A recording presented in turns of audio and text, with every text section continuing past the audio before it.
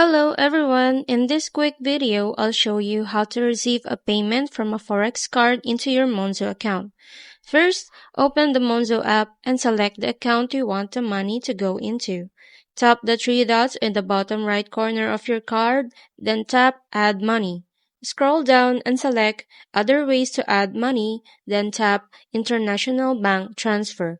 You'll see your IBAN and BIC number and copy those. Next, give your IBAN to the person sending the money from their Forex card. They'll need to use their bank's app or online banking to send the payment using those details. Once the payment is sent, it will be processed and converted to GBP. Just a heads up, Monzo may charge a 1% fee if the payment is in another currency.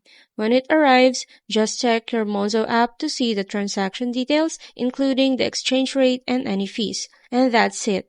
If you found this video helpful, please like and subscribe for more videos. Thank you for watching.